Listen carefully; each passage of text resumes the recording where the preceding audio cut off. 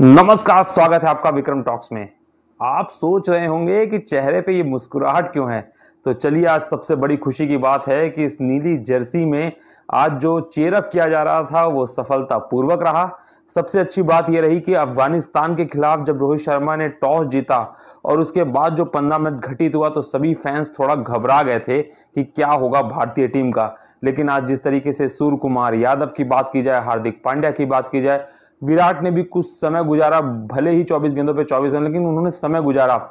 और फिर जब गेंदबाजी की बात की जाए तो बूम बूम बुमराह ने फिर से आज दिखा दिया क्यों है वो विश्व के सबसे खास और नंबर 1 बॉलर। तो वहीं अर्शदीप ने भी जाते जाते लगातार 2 विकेट झटक के ना अफगानिस्तान के जो कहते हैं ना अंतिम कील ठोकनी थी वो ठोक दी थी। तो चलिए आपको बताते हैं इस पूरे मैच के बारे में। लेकिन भारतीय टीम की जीत की खुशी में वीडियो को लाइक करना और अपने अगर कमेंट्स लिखना चाहते हैं तो जरूर बताइए कि कितना खुश हैं आप, क्योंकि अब बांग्लादेश के खिलाफ मैच, और अगर भारत बांग्लादेश के खिलाफ मैच जीता है ना तो ऑस्ट्रेलिया के खिलाफ जो 24 जून को मैच होना है उससे पहले ही भारतीय टीम सेमीफाइनल के लिए क्वालिफाई कर जाएगी।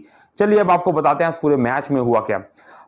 सिक्का उछलता है, रोहित शर्मा सिक्का उछालते हैं, उनकी किस्मत में ही टेल्स आता है, मतलब उन्होंने टेल्स कॉल किया था। टॉस जीतते हैं, पहले बल्लेबाजी का फैसला लेते हैं, लेकिन बतौर ओपनर विराट कोहली और रोहित शर्मा की जोड़ी फिर से इस बार फेल हो गई। 14 रन तक जाते जाते रोहित शर्मा कैच आउट हो जाते हैं। उसके बाद विराट कोहली खेलने की तो कोशिश कर रहे थे, लेकिन उनसे एक चीज नहीं हो पा रही थी। वो ये चीज नहीं हो पाई थी कि वो ना तो स्ट्राइक बहुत ज्यादा रोटेट कर पा रहे थे, ना तो चौके छक्के, और दूसरी तरफ विकेट गिरते चले जा रहे थे। ऋषभ पंत आए, उन्होंने 11 गेंदों पे 20 रन बनाए, लेकिन उसके बाद वो भी रिवर्स स्वीप मारने के चक्कर में एलपीडब्ल्यू आउट होकर चले गए।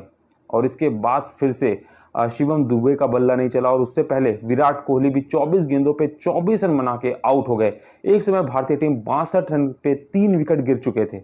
ऐसे में मुश्किलें बढ़ती चली जाती, लेकिन आज बल्ला गरजा है सूर्य कुमार यादव का। जी आपको बता दें, सूर्य जो चमका है ना, तो उसकी चमक से हार्दिक खुशी आ गई पूरी भारतीय टीम में। जी हाँ, इन दोनों ही जोड़ियों ने, क्योंकि शिवम दुबे जब 10 रन पे थे तो उनके खिलाफ राशिद ने, एलपीडब्ल्यू जब अंपायर ने मना कर दिया था तो उसके बाद वो थर्ड अंपायर यानी डीआरएस लिया, और डीआरएस में सफलता उनको मिली और शिवम दुबे फिर से एक बार फेल हुए।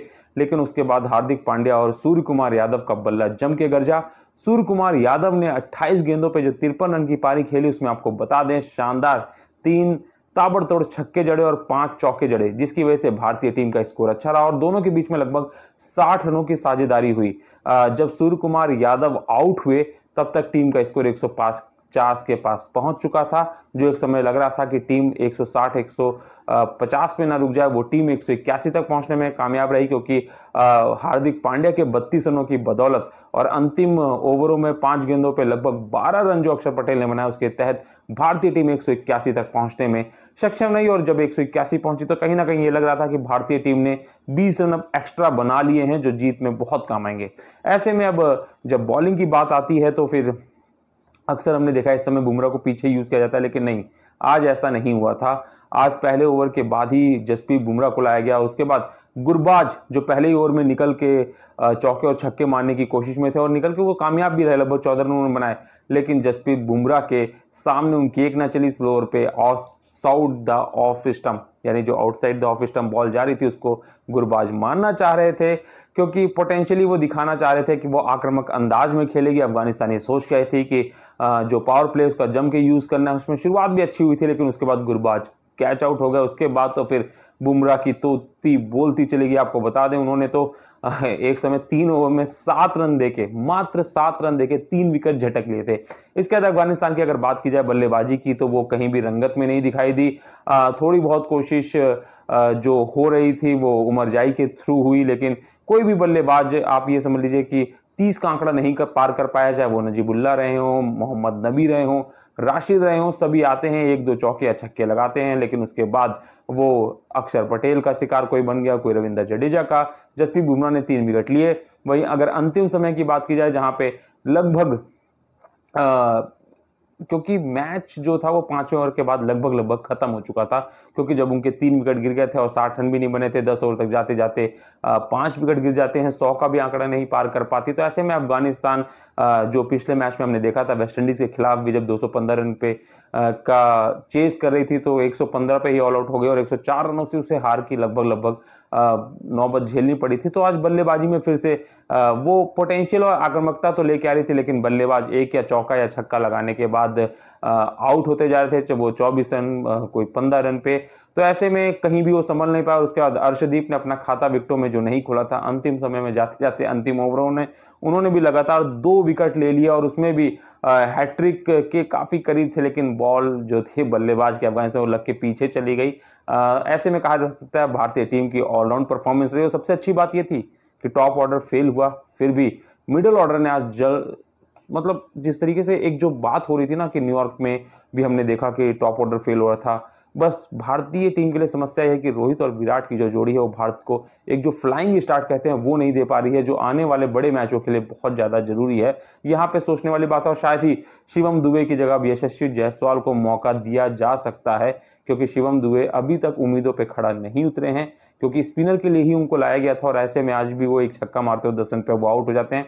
तो शायद यशस्वी जायसवाल आए और विराट कोहली तीसरे नंबर पे, ऋषभ पंत चौथे नंबर पे, हार्दिक पांड्या 5वें नंबर पे। तो ऐसा हो सकता है, शायद आने वालों मैचों में हम देख सकते हैं। तो आप क्या कहेंगे भारतीय टीम की इस जीत पे, कमेंट बॉक्स में हमें जरूर बताइए। साथ ही बांग्लादेश के खिलाफ जो मैच होना है उसमें बहुत ज़्यादा दिन नहीं है, 21 को छोड़ के 22 तारीख, मतलब आज टीम इंडिया मैच खेलने के बाद तुरंत निकलेगी। आपको बता दें अगला जो मैच होना है बांग्लादेश के साथ 22 जून को, और वो मैच भी काफ़ी रोमांचक होने की उम्मीद है। हालांकि आपको बता दें अफगानिस्तान से खराब परफॉर्मेंस चल रही है बांग्लादेश की। उन्होंने जो अपने मैच सुपर 8 में आने से पहले पहुंचे, वो ये बस कह लीजिए कि एक मैच श्रीलंका के खिलाफ महमूदुल्लाह ने बहुत करीब ले जाके जिताया था, मतलब वो मैच भी लगभग बांग्लादेश हार चुकी थी। एक मैच जो जीते थे वो शाकिबुल हसन के ऑलराउंडर परफॉर्मेंस के, जिसमें उन्होंने बहुत सालों बाद अर्शतकीय मतलब 57 रन की जो पारी खेली थी उसके चलते वो जीत गए, वरना वो नेपाल के खिलाफ भी हारने के कगार पे थे। तो बांग्लादेश की जो टीम है ना वो अफगानिस्तान की तुलना में अगर देखा जाए, क्योंकि अफगानिस्तान न्यूजीलैंड को हरा के आ रही थी एक बहुत बड़े पॉजिटिव माइंडसेट के साथ रहते, वहीं बांग्लादेश ने भी मैच जीते हैं, लेकिन वो श्रीलंका जैसी टीम, नेपाल जैसी टीम और अंतिम समय में उनके अगर खिलाड़ी जो सीनियर खिलाड़ी थे, चाहे वो महमूदुल्लाह की बात की जाए, शाकिब अल की बात की जाए, अगर वो नहीं होते तो शायद बांग्लादेश सुपर 8 में भी नहीं पहुंचती। ऐसे में अफगानिस्तान की तुलना में बांग्लादेश को हराना शायद और बेहतर लग रहा है। लेकिन बस याद है ना, ये वेस्ट इंडीज वही जगह है जहां पे बांग्लादेश ने भारत को 2007 में अपसेट किया था।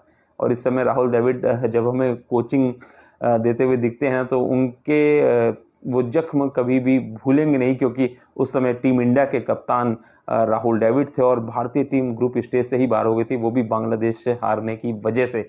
ऐसे में वो बदला लेने की वो उस धरती पे हैं, तो शायद आक्रामकता रोहित शर्मा की बात की जाए या किसी भी खिलाड़ी की, वो आक्रामकता उनके जहन में जरूर होगी कि वो बदला लेना है।